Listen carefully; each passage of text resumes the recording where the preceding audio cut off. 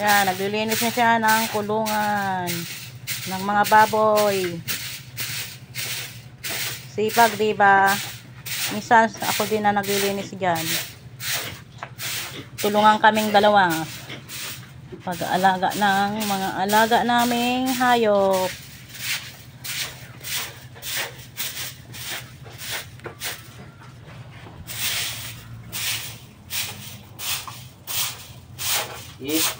Ayan.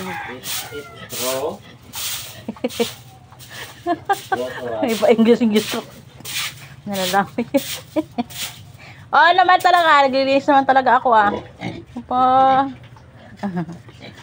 Kumakatanong ako ng parang mamaya may wala sila hindi ako maglilinis ng kulungan. Hindi lang ako nabibidyoan.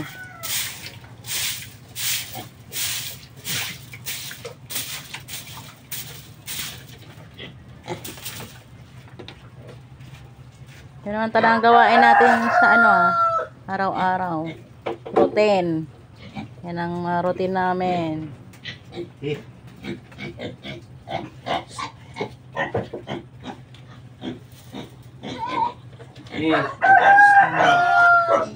Nililinis siya ng mga kulungan.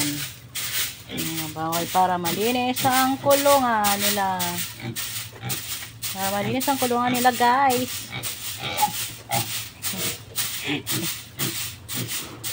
Sana magustuhan nyo to guys. Mga videos namin.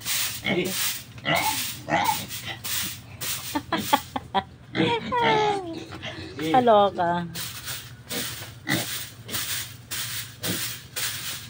Naglilinis siya guys.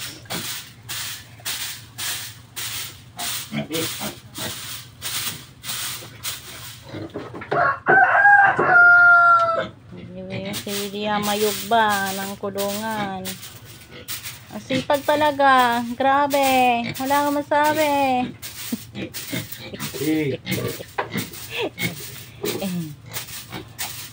Ganyan kami guys. Nagtutulungan sa mga gawaing bahay. Bukid.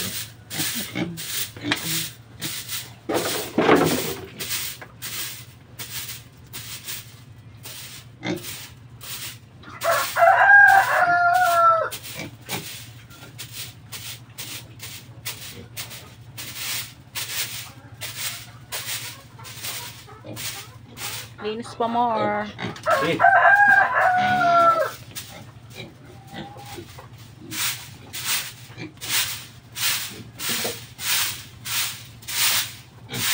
Matigas na kasi yung ibang ano yung balat ng saging. Matigas na, dilagay mo pa. Hindi ko na ano nga tanggal. Dong.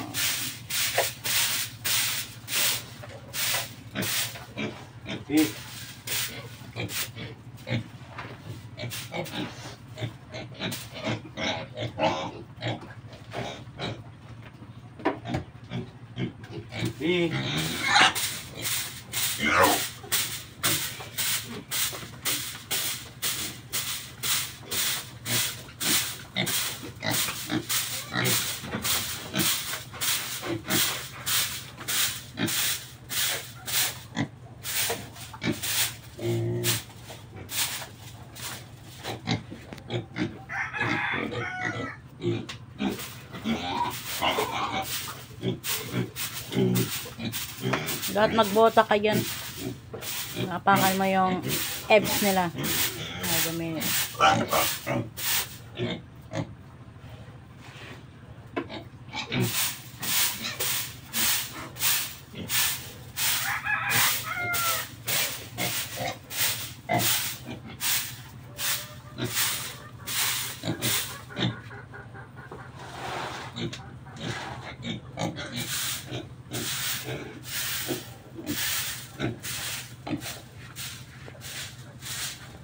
Guys, malapit na siyang matapos.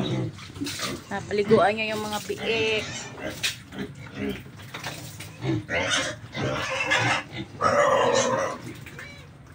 Malapit na siya matapos. Ayan na, malinis ng kulungan.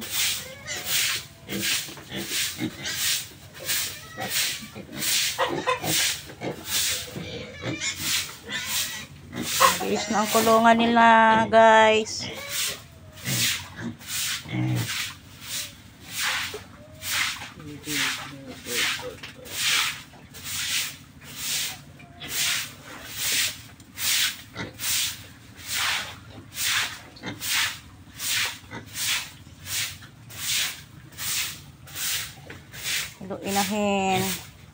Inahin baboy. Baboy.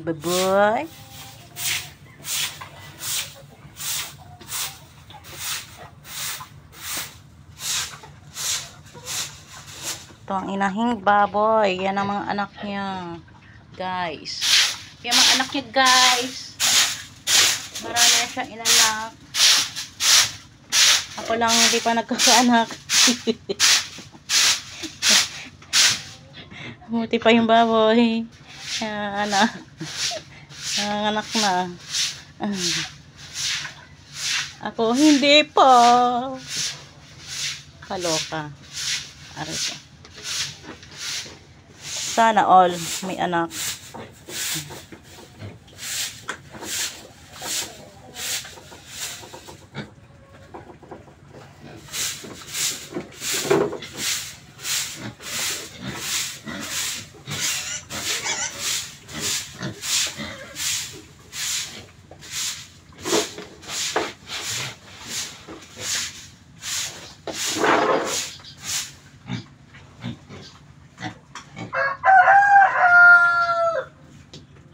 Yeah, malinis siya sa kabila, guys. Doon naman siya sa kabilang kulungan. Barako, kulungan ng barako. At yung 4 pang mga baboy. Malaki na. Ayan. Papunta na siya doon sa ano. Andiyan na pala siya sa kabila. Sa kabilang kulungan ng mga baboy. Ayan, di ba ang dumi, guys? Ayan, lilinisin na. Pag madumi, lilinisin. Di ba? Ay nako, dapat talaga tinadtad ulit yung kangkong. Ang dami nilang sinayang. Ayaw talaga mababoy kayo, ah. Ay ako naman hinahay blood nyo. Nagsasayang kayo lagi. Mahirap kunin ang kangkong. Hindi kayo naawa sa bossing nyo. Sa bagay, baboy nga talaga kayo.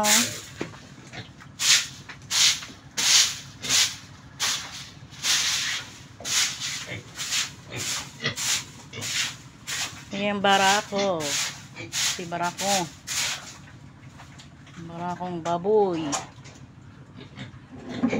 Sa kabila, malinis na. Dito, malinis na ang kulungan ni inahing baboy. Ayan na, guys, malinis na. Doon din sa kabila. Sa mga 7 beekers. Mga anak niya, beek.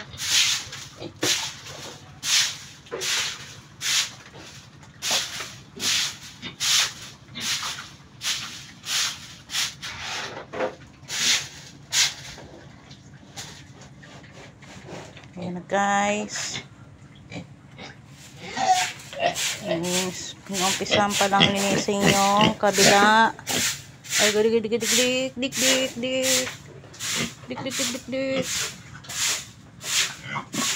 Baboy na makulit. Mataas siyang tumalon, guys. Nakakalabas yan. Hirap hulihin.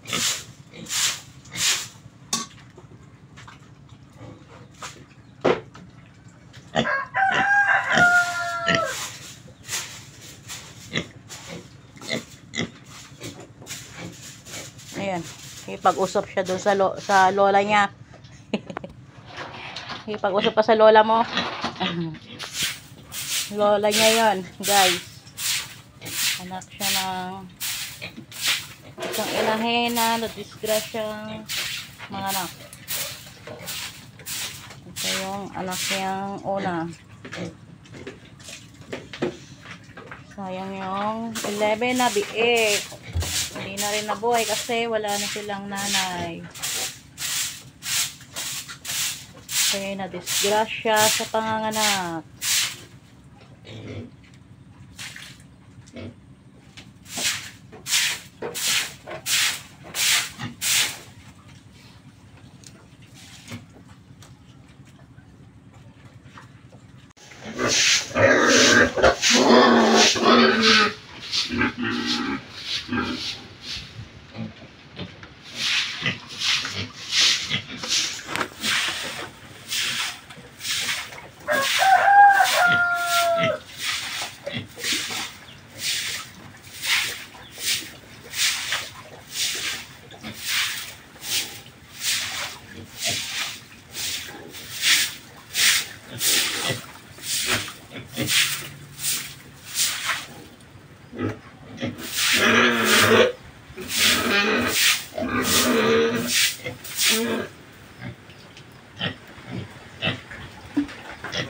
Ayan na, madilim na. Uulan na, guys.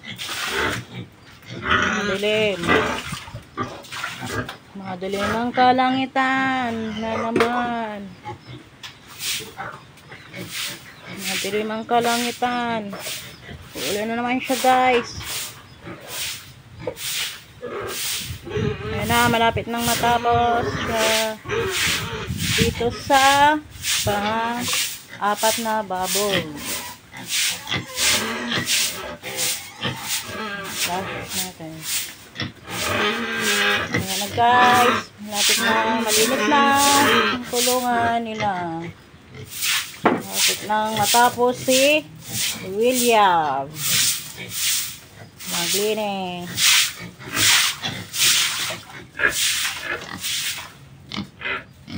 Naiirita na yung barako dahil mabagal yung naglilinis daw.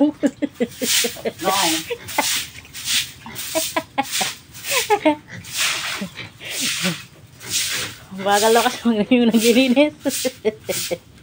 Hirat. Nanira. Ayan na, guys.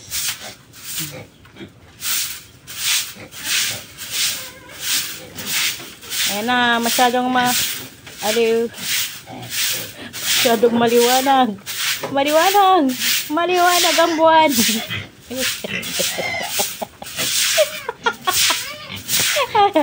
Huwag mo itutok. Maliwanag. Huwag mo itutok yung ulo mo. Guys, ayan na, guys.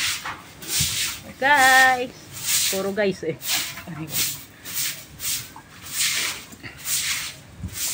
Ayan na ang linis.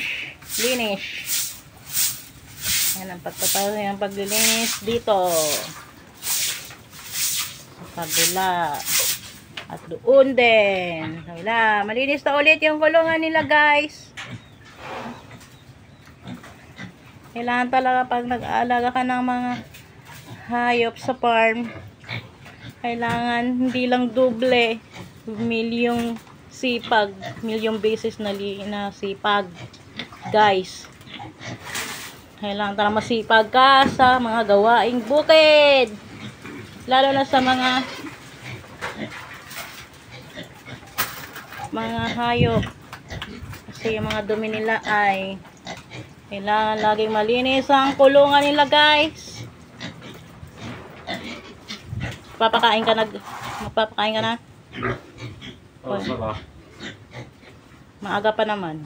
Ayan na. Ayan, guys. Finish na siya. Finish na si William Mayugba. Lalabas na siya. Lalabas ng artista.